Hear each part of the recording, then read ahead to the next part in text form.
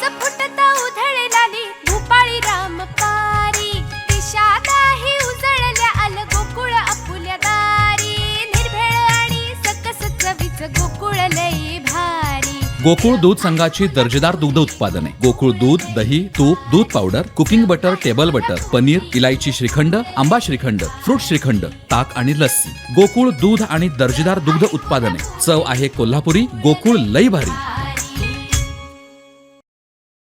महाराष्ट्र राज्य प्राथमिक शिक्षक समितीचं 17वे त्रैवार्षिक राज्य महाअधिवेशन आणि शिक्षण परिषद 15 आणि 16 फेब्रुवारीला होत असून 16ला होणाऱ्या 17व्या त्रैवार्षिक राज्य महाअधिवेशनाला मुख्यमंत्री एकनाथ शिंदे, उपमुख्यमंत्री देवेंद्र फडणवीस, शालेय शिक्षण मंत्री दीपक केसरकर यांच्यासहित विविध मान्यवर उपस्थित राहणार असून या अधिवेशनाला राज्यभरातून शिक्षक प्रतिनिधी म्हणून मोठ्या संख्येने उपस्थित राहणार असल्याची माहिती महाराष्ट्र राज्य प्राथमिक शिक्षक समितीचे राज्याध्यक्ष उदय शिंदे यांनी पत्रकार परिषदेत दिले। महाराष्ट्र राज्य प्राथमिक शिक्षक समितीचं 17वे त्रैवार्षिक अधिवेशन या वेंगुर्ला नगरीमध्ये संपन्न होते। आम्हाला खूप आनंद होतोय की वेंगुर्ल्यासारख्या ठिकाणी आज महाराष्ट्रातले लाखो शिक्षक या अधिवेशनाच्या निमित्ताने येत आहेत। हे अधिवेशन 15 आणि 16 तारखेला या ठिकाणी वेंगुर्ला नगरीमध्ये संपन्न होत असताना 15 तारखेला आम्ही शिक्षण परिषद आणि राज्यातल्या काही आदर्श शिक्षकांचा सन्मान अशा पद्धतीने त्या ठिकाणी दिवसभर आम्ही कार्यक्रम आयोजित केलेला आहे। या शैक्षणिक परिषदेमध्ये या महाराष्ट्रातल्या शिक्षण क्षेत्रामध्ये विविध ठिकाणी काम करणारे जे आमचे विचारवंत आहेत, तज्ज्ञ आहेत, यांची व्याख्यानं चर्चासत्र त्या ठिकाणी आम्ही आयोजित केलेलं आहे। आणि या व्याख्यानाच्या आणि चर्चासत्राच्या माध्यमातून या राज्यातलं आजचं शिक्षण, उद्याचं शिक्षण आणि या ग्रामीण भागामध्ये राहणाऱ्या मुलामुलींचं उद्याचं शिक्षण आणि त्यांची गुणवत्तापूर्ण प्रगती या संदर्भानं त्या ठिकाणी आम्ही निश्चितपणानं विचारमंथन करणार आहोत आणि त्यातून उद्याचा एक प्रगतशील असा शैक्षणिक महाराष्ट्र घडवण्याच्या संदर्भानं अधिक गती आमच्या सगळ्या शिक्षक बंधू भगिनींना कशी मिळेल अशा प्रकारची अपेक्षा, अशा प्रकारची प्रेरणा आम्ही त्याच्यामधून घेण्याचा निश्चितपणानं प्रयत्न करणार आहोत। याच निमित्तानं आम्ही 16 तारखेला त्या ठिकाणी खुलं अधिवेशन घेतो आहे आणि या खुला अधिवेशनाच्या निमित्तानं महाराष्ट्र राज्याचे मुख्यमंत्री आदरणीय नामदार एकनाथरावजी शिंदेसाहेब, उपमुख्यमंत्री नामदार देवेंद्रजी फडणवीस साहेब, ग्रामविकास मंत्री गिरीश महाजन साहेब, शिक्षण मंत्री दीपक भाई केसरकर जे या अधिवेशनाचे स्वागताध्यक्ष आहेत, या जिल्ह्याचे पालकमंत्री रवींद्रजी चव्हाण साहेब, त्याचबरोबर रत्नागिरीचे पालकमंत्री सन्माननीय उदय सामंत साहेब, त्याचबरोबर दादाजी भुसे साहेब, हे त्याचबरोबर विशेष करून या कार्यक्रमासाठी आम्ही ज्यांना विशेष निमंत्रित केले ते केंद्रीय मंत्री आमदार नारायण राणे साहेब, खासदार विनायक राऊत साहेब, त्याचबरोबर आमदार नितेजी राणे, वैभवजी नाईक साहेब, निरंजन डावखरेजी, ज्ञानेश्वर म्हात्रेजी, ही सर्व आमदार महोदय मंडळींना आम्ही त्या ठिकाणी निमंत्रित केलेलं आहे। जिल्हा परिषद जिल्ह्याचे सर्व प्रमुख पदाधिकारी यांना सर्वांना निमंत्रित केलेलं आहे। या माध्यमातून काही शिक्षकांच्या प्रश्नांना न्याय देण्याची भूमिका आम्ही त्या ठिकाणी खुल्या अधिवेशनाच्या निमित्तानं घेणार आहोत, ज्याच्यामध्ये विशेषतः 2005 नंतर सेवेत आलेल्या आमच्या बंधू भगिनींना जुनी पेन्शन योजना लागू झाली पाहिजे, त्याचबरोबर त्या पेन्शनच्या, जुन्या पेन्शनच्या किंवा DCPSच्या अनुषंगाने जे काही प्रश्न निर्माण झालेले आहेत ते प्रश्न त्या ठिकाणी त्या बांधवांचे आमचे सुटले पाहिजेत। त्याचबरोबर वसती शाळा शिक्षकांचा जो प्रश्न आहे तो प्रश्न कुठेतरी मार्गी लागला पाहिजे। जे मुख्यालयी राहण्याच्या संदर्भानं घरभाडे भत्ता बंद करण्याचा जो विषय त्या ठिकाणी तयार झालेला आहे तो कुठेतरी मार्गी लागला पाहिजे। वीज बिल जे आम्हाला शिक्षकांना भरावं लागते ते कुठेतरी शासनाच्या माध्यमातून भरलं गेलं पाहिजे। MSCIT सारखा विषय आहे, 7व्या वेतन आयोगातल्या त्रुटीच्या संदर्भातला विषय आहे। विशेष करून आमच्या 100% मुलामुलींना गणवेश मिळाला पाहिजे, ही जी आमची प्राधान्यक्रमानं मागणी आहे। त्याचबरोबर संगणकीय शिक्षण एकीकडे आम्ही सगळ्या मुलामुलींना मिळालं पाहिजे, यासाठी शासनानं कुठेतरी भरीव अशा स्वरूपाची तरतूद बजेटच्या माध्यमातून करणं गरजेचं आहे।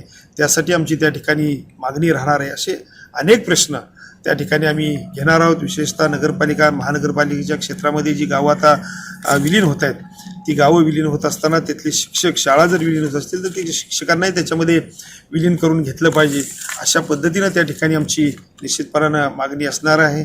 पोषण आहारासारखा विषय आहे, BLO सारखी कामं आहेत, अनेक गोष्टी आहेत, किंवा 7व्या वेतन आयोगातल्या त्रुटी दूर करण्याच्या संदर्भातला विषय असेल, अशा विविध मागण्या आम्ही त्या ठिकाणी शासनासमोर किंवा या मंत्री महोदयांच्या समोर मांडणार आहोत, जेणेकरून आमच्या या महाराष्ट्रातल्या शिक्षकांना त्यातून न्याय मिळेल।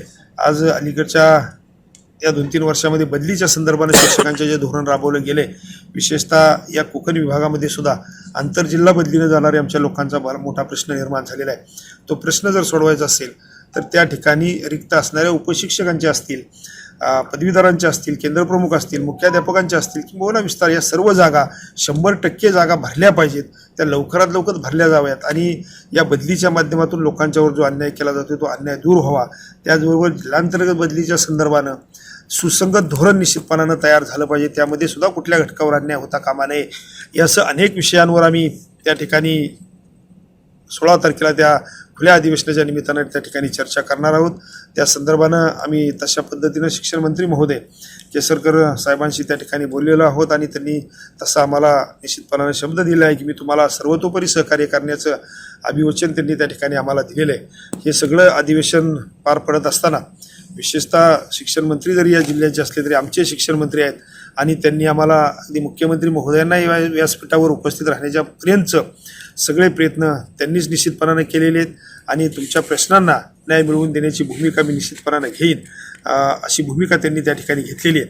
आणि म्हणून आम्हा सर्वांच्या वतीनं विशेषतः आणि केसरकर साहेब हे आमच्या अधिवेशनाचे स्वागताध्यक्षच आहेत, त्यामुळं त्यांचं मनापासून खूप खूप संघटनेच्या वतीनं निश्चितपणानं आम्ही आभार मानतोय.